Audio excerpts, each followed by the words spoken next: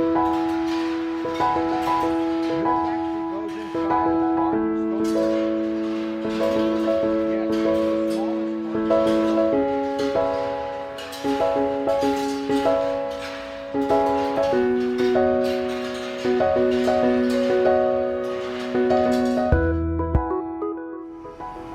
my name is Xavier and I'm here to interview with an artist from Pomona.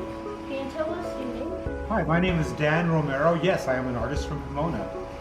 I went to James Madison School. I lived at the corner of 10th and Purcell pretty much all of my youth until my parents moved to Laverne when I was about in the 6th grade. But I still live and work here in Pomona. Okay. Where and why did you decide to be an artist? I decided to be an artist, I think pretty early in life I knew I wanted to do art. I didn't know there was another world until I came to a gallery called the Daw in Pomona. And I learned there was a whole art world out here. And I met some pretty interesting people there.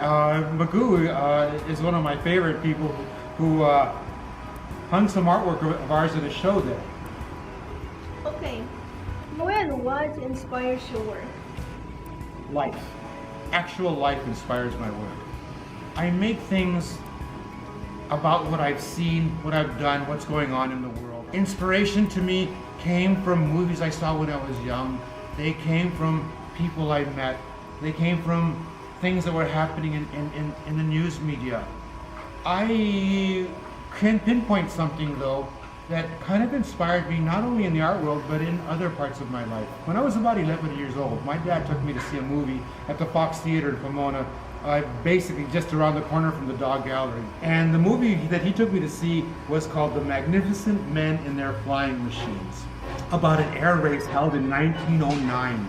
And in this air race, basically people had just barely learned to fly, and there was one airplane in that movie that stood out. It's an airplane called the Demoiselle, which is French for dragonfly.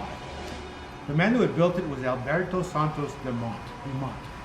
And it flew real well. It was made out of bamboo and cloth, and it had this crazy little motor on top of his head, and he sat on it nearly about where the wheels were. And ever since I saw that, I really wanted to make one of those. At about age 40 or so, I built one and flew it. And I have a picture of it. This is that airplane. I went on to win the national champion for flying in ultralight aircraft in 1996. My wife and I had at that time started a flying school because people weren't learning how to fly very safely, and we felt that we could do much better. So one day we're driving around on a Foothill Boulevard, and we come up with this idea, we're going to start a flying school, and we pulled into the first place we saw, and we wrote down on napkins how we would go about teaching people to fly. This term is called a syllabus. We created a syllabus. We actually taught people how to fly with the ideas put down on napkins. And on lesson 7, we turned off the motor and taught people how to land without an engine. It was always exciting, but safe. Okay. I got more on that. When that era ended, 9/11, I made my first sculpture about that.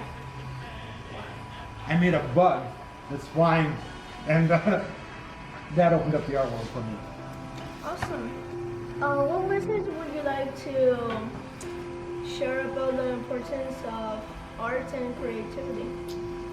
Art and creativity are more than just pretty things to look at. Art and creativity is what brings us the cure to polio. It's what brings us trips to the moon. It's what brings us colleges and science technologies. It's everything. To have the want and the ability to learn is everything.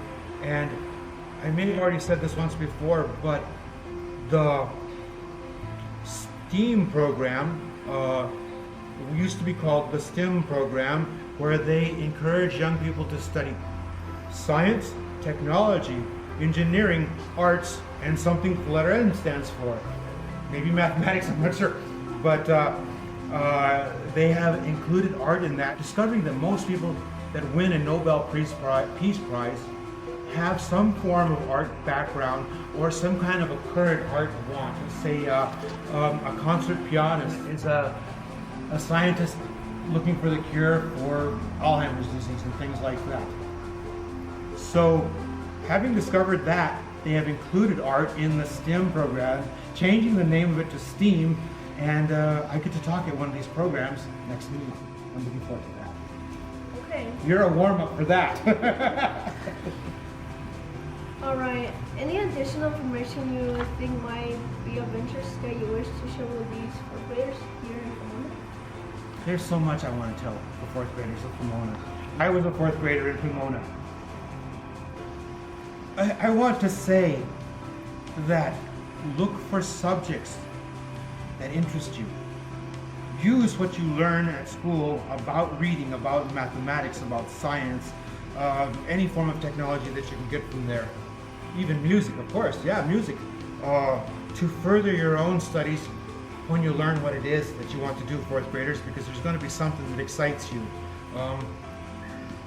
I was excited by airplanes, but I was also excited by boats, and I was also excited by motors. So take note on what interests you, because these things are never going to let you go, Xavier. They're always going to come back and haunt you and say, oh, why haven't you done this? Why haven't you done that?